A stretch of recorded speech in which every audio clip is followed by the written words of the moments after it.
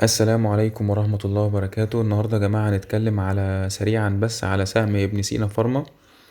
طبعا اللي حضر معايا او يقدر يرجع للفيديوهات اللي فاتت كان هيشوف الخط اللي احنا راسمينه بس كنا راسمينه لغاية قبل البانيك اللي هو بتاع يوم 31 يناير.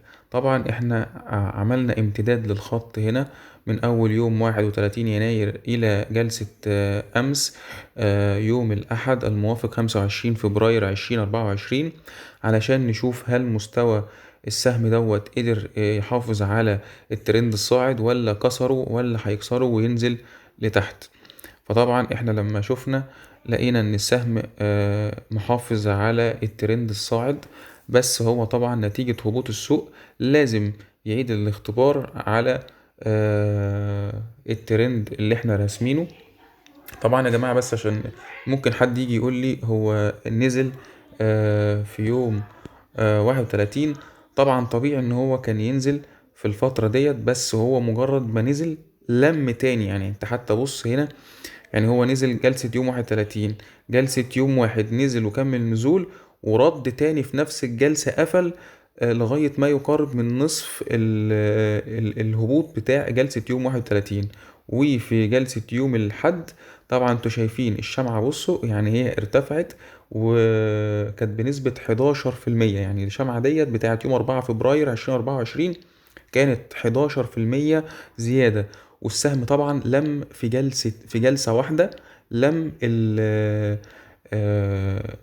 الهبوط بتاع يوم 31 والهبوط بتاع 1 فبراير في جلسة واحدة بس. قدر السهم يستوعب كمية الأسهم اللي اتباعت في اليومين اللي فاتوا. طبعا هو بيعمل كده لأن السهم جواه مضارب. المضارب من مصلحته إن هو يرفع السعر لفوق، لأن هو عايز يوصل بالسهم لمستهدف هو حاطه ومسعر السهم بيه مستهدفات لل6 جنيه اللي احنا اتكلمنا عليها قبل كده. فبالتالي السهم هو مش هيسمح إن السهم ينزل، فطبعا صعد بيه وفي جلسة يوم 13 فبراير عمل 12%. تمام. طبعا جه يكسر المستوى، عنده مقاومة كبيرة اللي هو ال4 جنيه، وبالفعل كسرها في جلسة يوم 21 فبراير وطلع لغاية 4 جنيه و15 قرش ونزل تاني علشان يعيد الاختبار.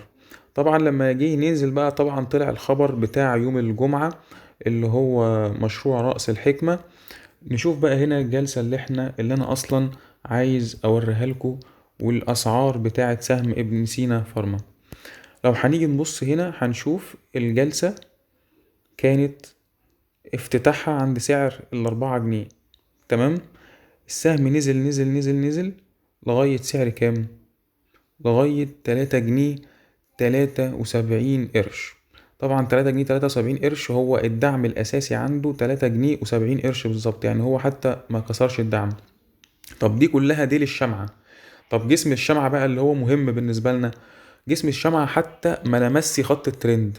جسم الشمعة قفل عند 3 جنيه 83 قرش سعر الإغلاق.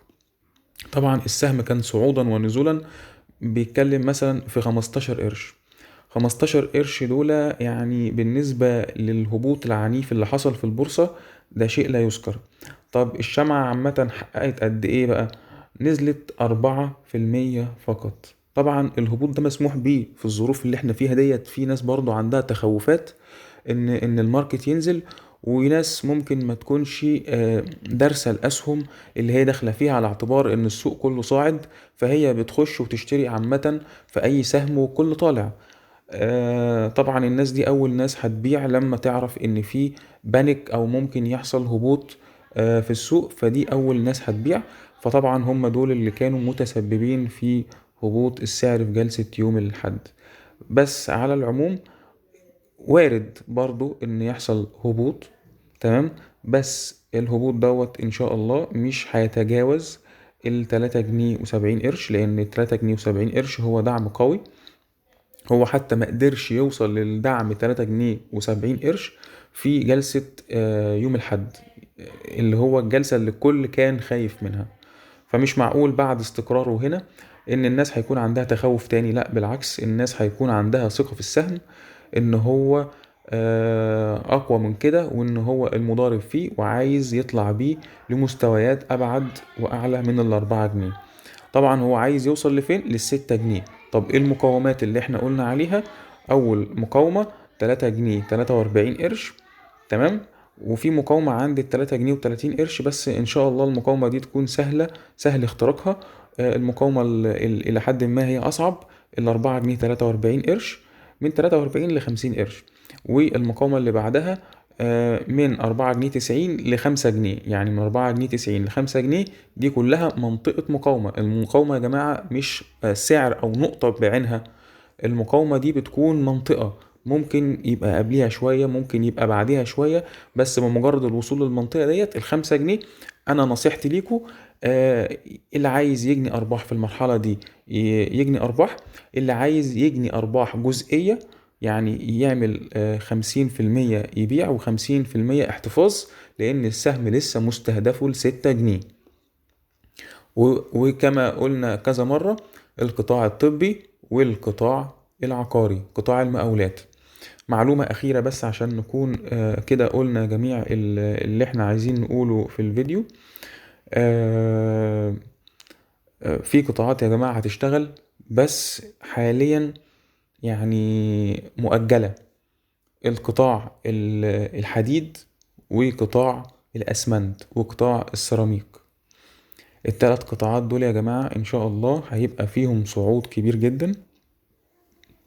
اللي بيحب ياخد في الأسعار الهبوط وعنده طاقة إن هو يستنى شوية، فترة مثلا من 4 شهور ل7 شهور، علشان السهم يطلع ويكون هو فيه من بداية الصعود، يبدأ ياخد في الأسهم اللي احنا قلنا عليها دي، الحديد والأسمنت والسيراميك، لأن هم دول من مكملات آه، آه، النشاط المقاولات. يعني دول بيستكملوا النشاط بتاع المقاولات والمعمار، فبالتالي دول القطاعات إن شاء الله اللي هتطلع بعد القطاع العقاري والطبي.